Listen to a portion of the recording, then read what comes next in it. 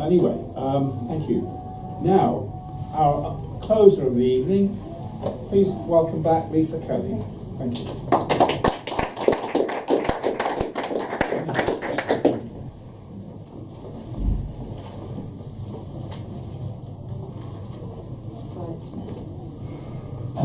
Thank you. Okay, so a mixture. I think you said there'll be a change in the, do your funny ones in the second half. So they're not necessarily funny. They're probably a bit strange and a bit experimental. Sorry, I totally ruined that effect. I have got a poem that you mentioned, Daedalus. So that was interesting. That's a funny coincidence. So I'll start off with this. Is one that I've kind of rediscovered. Some of you might have heard it before, but it sort of feeds into the next one, and it's about postnatal depression. That's not a very funny subject, is it? So apologies to Elliot. The love song of any mother. I have measured out my life with baby spoons, scooped pureed apple from a jar, have known the puckering scar, restless night, restaurants hit the dust, tedious arguments, known them all already. Oh, do not ask whose turn is it, let us play happy for the midwife's visit. In the waiting room the girls come and go, talking of how their fetuses grow. The yellow stain I rub, the yellow stain I rub and rub, the yellow stain I scrub until a hole appears through which life disappears like yellow fog. I could curl up anywhere about the house and fall asleep. The bathroom floor, the cupboard under the stairs, I'll be a draft excluder for the door. And indeed there will be no time to prepare a face to meet the faces that you meet.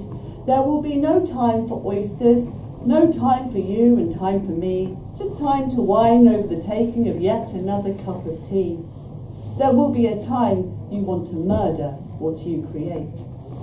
And indeed there will be no time for devil-may-care, no time to wash greasy hair, my dressing gown a second skin, a spot suppurating on the chin. They will say, but at least breastfeeding makes you thin. Do I dare disturb the universe and admit I'm feeling worse?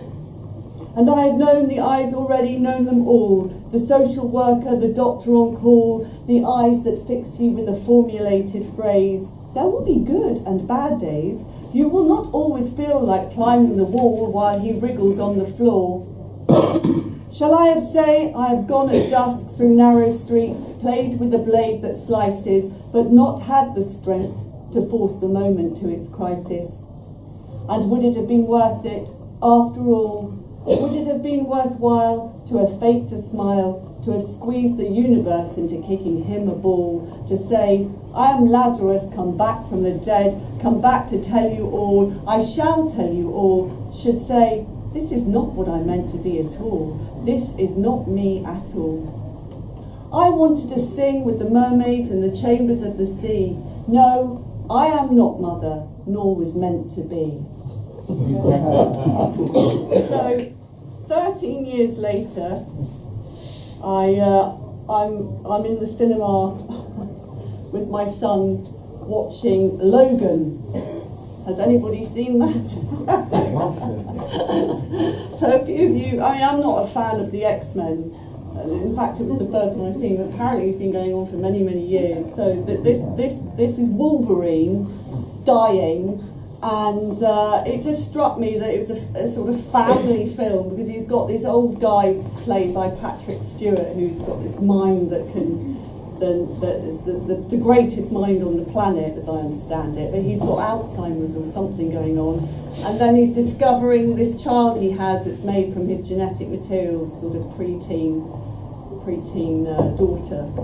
And so for people who don't know, he's got these sort of adamantium claws that come out, and it's quite violent. He manages, but actually it's a sort of family story at the heart of it. So this is Logan as poster boy for the sandwich generation. Kids and knives cuts me to the quick. Got to hand it to Laura. She's handy with the blade, like an extra digit. tetradigits, my talented tetra-talent kid, but a wolfish temper. Slight whoosh, adamantium claws. Attendant called her shoplifting, whoosh. He had a close shave. Then there's Charles.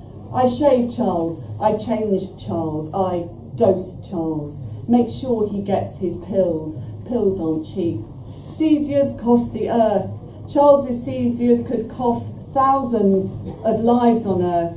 You know how long I spend chauffeuring to buy pills, driving drunks in the small hours, driving drugs across the border, back and forth, guards, forth and back, guards. Keeping Charles sane is driving me crazy. Laura's driving me crazy. Screams, drive me to Eden.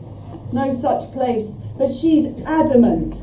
Between them, I'm an accident waiting to whoosh. So dog-tired. I admit I self-medicate. Booze, healing serum. I'm fighting so hard to keep it together. Sometimes I wish I had a clone. He'd take care of Laura and Charles. I'd bed down in my den and sleep. So that's Wolverine. Thank you. So Daedalus. This is a poem that came about because I was reading about apotropaic marks, which you can see in churches and above doors and cellars, and it's to keep evil spirits away.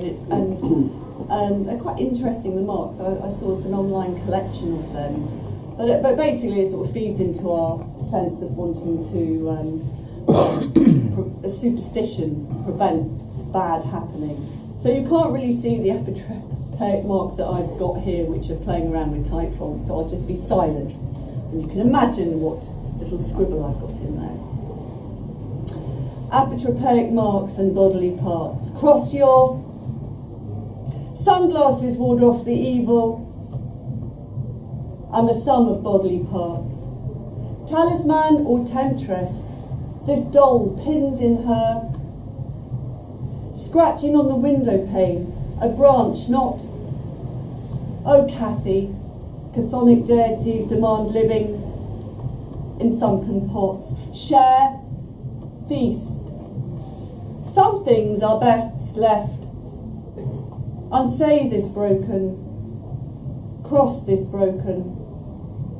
Construct a building, plasterwork, stone, gargoyle, gorgon, scribe, transcribe this broken, keep this safe, tattoo your left, ward off, Icarus, broken, son of Daedalus, master craftsman, a horseshoe nailed above the hearth, smoke gets in your, a horseshoe nailed above the, lament the labyrinth, it's hexafoil, Icaria. How do you pronounce that? Is it? Is that correct? Okay. So another experimental one, but it's from a poem, a Browning poem, so Victorian poems, you know, that were very melodramatic and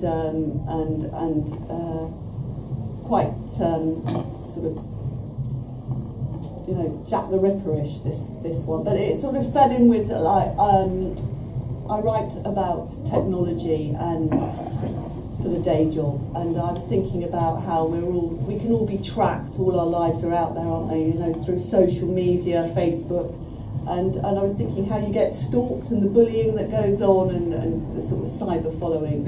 So the two worlds kind of mesh together, and it's in text speak, but I will not read it like that. So it's a chorus of jacks in 13 texts for Porphyria. You're too beautiful for your life to end happily, too beautiful for a closing shot of your face, smiling into a soapy sunset. We knew he'd be a cad, wear you like arm candy, reveal intimacies over cards, if he could play anything more sophisticated than Candy Crush. He may look like a Victorian gentleman with his moustache and sideburns, but he's a digital darling, keeping his connections open. You were born out of era. All your letters should be written on violet paper, scented with violet water, sealed with a violet kiss. Instead, you are forced to sex this vile man, endure his violent demands for pizza and beer, his insistence that tap water is better to bathe in than champagne. We have his number. We have all his online accounts hacked. The woman he met behind your beautifully boned back is not even an online comment, a Facebook like, retweet, not even here. Don't worry, we would not harm a hair on your head, because you look after your hair and she didn't. It was tied back with a rubber band, and its casualness was unbearable. To think how he wound that rat tail round his fingers when they kissed, while you sat alone by the window, your tresses holding a moon's gleam. To think that makes us cry, and so she had to cry too, to know how much it hurts to love you like we do. Forgive us for being soppy, but you make us sentimental, make us text things we shouldn't, make us flame, make us troll. Really, it's your fault. If it was not for your hair, your smooth white shoulder bare, we would not have to love you like we do, not have to follow you on Instagram, let ourselves into your basement with the code texted to that cad who won't ever be coming anywhere ever again. Wait to present you with her long hair in a long yellow string as a token of our tragic love. So, on the sort of stalking theme, I don't know why I'm on a stalking theme tonight, but another stalker poem. Advice for men in the dark. Don't overtake a woman walking alone in the dark. And please don't think that being tall, dark and mysterious like the milk tray man, wearing dark clothing, breaking into her apartment, leaving your dark silhouette calling card, makes stalking the acceptable dark side of love. Being pursued by a psychopath belongs to the Dark Ages as a plot line for a love story, although the term Dark Ages is frowned upon by medieval academics, and Dark Ages could easily refer to a time when dark locker room talk is the acceptable dark side of men in power. My father's friend, Ginger Dark, knew how to make a stiff G&T and smoked dark tobacco. One of the symptoms of cirrhosis of the liver is dark tarry stools. Avoid the habits of Ginger Dark. If you wish to avoid dark days and darker nights, your partner with her dark thoughts, left in the dark, walking in the dark, nights you don't overtake a widow walking alone in the dark. And I'll finish with another cheerful one. It's a recipe, a mad recipe that I just see all the, that idea about mad women in literature and mad women in films and how they're sort of, that's the most interesting way a woman can be, is mad. Deranged darling delight.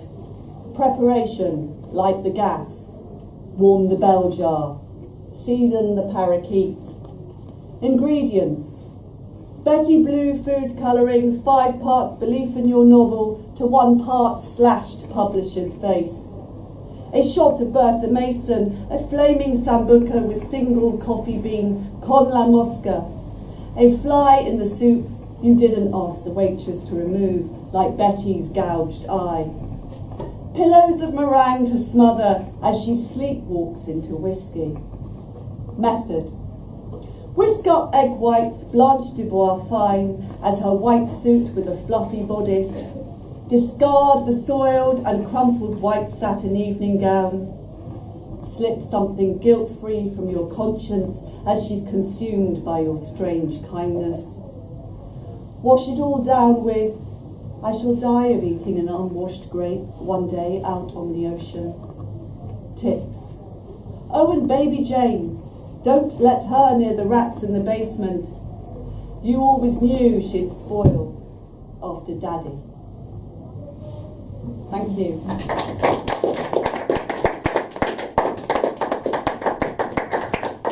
Lisa Kelly.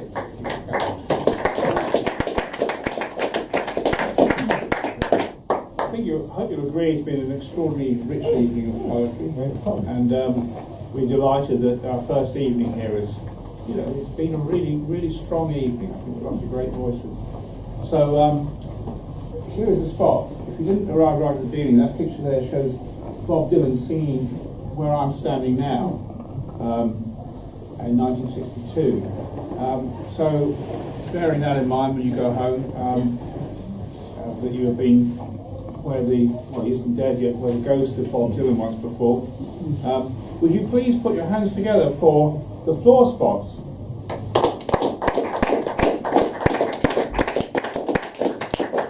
Francis White.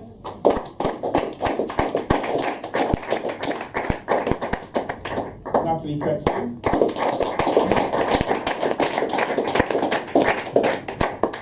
Lisa Kelly.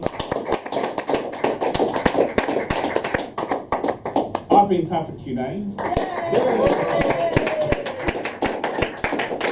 And we're back on the 27th of April with, amongst others, Catherine Lockton, who's you've heard tonight earlier, P.R. Murray, who's been doing the video, or should I call it the website. And in about a week's time, you'll be able to see what you did tonight, those of you read, on our website. So thank you very much, and let me see if there's anything else I need to tell you. Yes, the bar is open until 11 o'clock, so if you want to go and drink and bring it back up here to avoid the jukebox or the general mayhem downstairs, you're very welcome. Thank you once again. Thank you.